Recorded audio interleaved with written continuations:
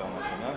Le ministre de la Justice vient d'entamer une purge pour se débarrasser aux magistrats, des magistrats qui ne méritent pas de l'être, des magistrats sans diplôme, sans qualité de magistrat.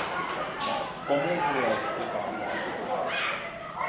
C'est une bonne nouvelle qui est venue en retard Pour nous autres, nous avons déjà perdu plus de... Ils s'entament dans la magistrature pour se débarrasser de faux magistrats, ceux qui ne méritent pas de l'aide. Comment vous l'accueillez-vous? Nous l'accueillons avec amertume, mais avec satisfaction, parce que c'est une décennie de souffrance. Dans notre cas, nous avons perdu des millions de dollars américains à cause de ces magistrats qui ne connaissent ni les droits et moins encore non, la moralité pour légiférer. Voici les premiers cas. En matière immobilière en RDC, s'il y a un conflit immobilier, par un immeuble par exemple, il faut que l'affaire soit portée par devant les tribunaux dans le lieu où l'immeuble est situé par rapport à la juridiction foncière. Prenons l'immeuble, le nôtre, l'hôpital qui est à Ngiringiri, l'hôpital de l'université, où tous les enfants se forment avec les matériels de plus de 3 millions de dollars américains qui sont là. Eh bien, notre contradicteur va partir à Matete, qui est dans la juridiction foncière de la Funa. Donc, Matete est territorialement incompétent.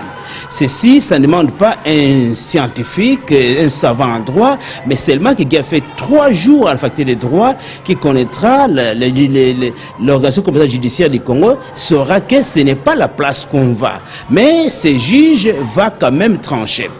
Encore, on nous dit, messieurs les juges, cette affaire, nous sommes au pénal. Et au Congo, le pénal tient en état les civils. Eh bien, les magistrats ne connaissent pas ça non plus. Il va quand même trancher. Pourtant, nous avons gagné l'affaire. Et au premier degré, au second degré, nous sommes aujourd'hui à la Cour de justice, mais le bâtiment est volé, le bâtiment est parti, les étudiants ne sont plus là, et nous sommes en train de former des jeunes gens qui ont perdu leur bâtiment et leur matériel. Deuxième cas, un cas commercial. Nous amenons des biens de plus de 10 millions de dollars américains. On les vole à Matadi, ce n'est pas encore le problème. Entre là, il y a le problème. L'ONATRA, qui a vu 2 conteneurs, prend 2 conteneurs en gage et les vend, malgré que le procureur général de la République avait mis des scellés sur les conteneurs, il a vendu les conteneurs. Nous allons au tribunal, en tant qu'université, nous gagnons le procès pour qu'on nous donne 700 ou 800 000 dollars. Qu'est-ce qui arrive? Et la compagnie s'en va à la cour d'appel et la cour va dire que l'université est incompétente. Il fallait que plutôt l'entraide chrétienne, qui est est partenaire de l'université, qui devait acquiser. D'accord. Nous prenons l'entraide chrétienne qui va au tribunal du commerce, qui dit non, ce n'est pas l'entraide chrétienne plutôt, c'est l'université. Mais nous sommes à Gombe.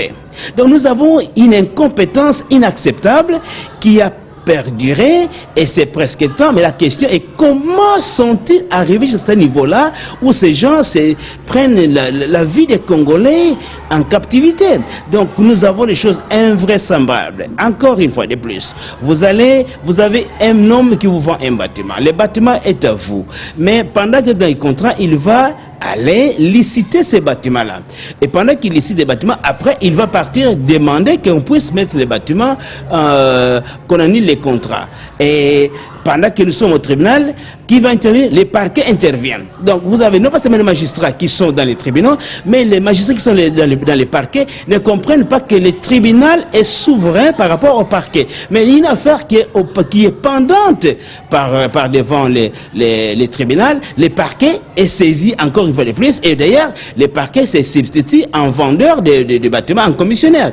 Donc nous avons des magistrats de part et d'autre, que ce soit des magistrats debout ou dans les parquets, des sièges, nous avons des hommes qu'il faut purger, et je pense que ça doit aller plus loin que ça. Il n'y a pas que 150 incompétents. Je pense qu'il faut revoir réellement, non pas seulement les dossiers de chaque magistrat, mais les parcours de chaque magistrat, parce que nous en payons un prix. Donc l'université chrétienne internationale a perdu au moins 15 millions de dollars américains et l'État congolais ne peut rien faire pour nous. Nos enfants souffrent, l'université souffre et quand nous parlons, nous sommes assiégés par des policiers pour une affaire qui est au parquet et qui est déjà au tribunal. Pourquoi? Parce que la justice est devenue pour les plus offrants. C'est ça les problèmes.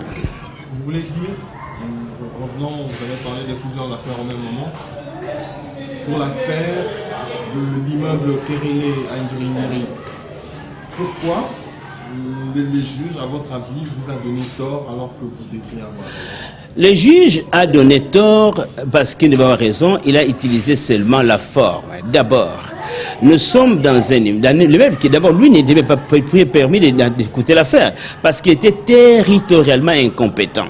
Mais ici, les juges vous donnent tort quand il a bouffé. Dans les cas ici, voyez ce qu'il a fait. Quand nous avons vu qu'ils ont dit qu'on n'a pas payé les droits proportionnels, les juges du second degré, on n'a pas payé les droits proportionnels. Les juges devaient dire quoi? Quand les droits proportionnels ne sont pas payés, on doit dire fin de nos procédés. Mais le juge qui n'a pas été à l'école lui a dit irrécevable. Quand vous dites irrécevable, c'est que vous confirmez la décision du premier juge au premier degré, qui était déjà erronée. Donc, dans les cas ici, non pas seulement qu'ils ne connaissent pas sa compétence territoriale, mais même la doctrine ne connaissait pas que dans un droit congolais, quand il n'y a pas paiement de frais proportionnels, c'est ce que nous avons fait, mais on a volé, on a soutiré la fiche en question pour montrer la preuve, il devait dire fin de nos procédés. Mais lui, étant non connaisseur du droit, il dit irrécevable. Et quand il dit irrécevable, ça a des conséquences incommensurables. L'incompétence là-bas nous coûte cher. Ça, c'est le premier cas. Et qu'est-ce qui va arriver? Il va quand même encore m'attêter, s'intéresser. Quand on va maintenant en tierce opposition, on gagne en tierce opposition, on nous installe, mais il va avoir tierce opposition sur tierce opposition. Il va encore prendre quelqu'un d'autre pour venir en tierce opposition. Alors qu'en droit congolais, tierce opposition sur tierce opposition ne vaut. Donc vous avez qu'ici, non pas seulement qu'il y a l'incompétence, mais aussi la corruption, la mascarade, et la justice est entre les mains des plus offrants.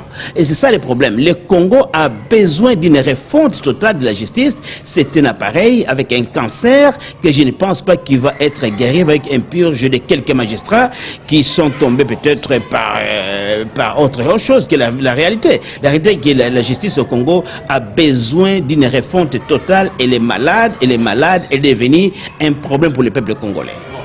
L'affaire des conteneurs, elle vous opposait à l'ex-Sonatra, c'est ça? Exactement, l'affaire des conteneurs, c'est quoi?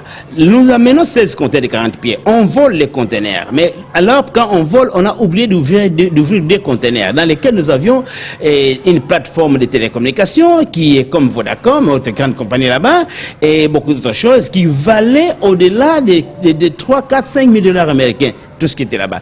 Ils ont choisi ça pour maintenant les saisir. Pourquoi? Parce qu'ils ont dit qu'ils ont transporté les conteneurs, on leur devait 62 000 dollars, alors que les factures c'est 32 000 dollars. Quand on part avec l'argent, ils disent non, tout ou rien. Ils vont prendre un gage. C'était un moyen de prendre nos conteneurs. Ils sont venus eux-mêmes nous remettre les vraies factures après qu'ils aient vendu les conteneurs.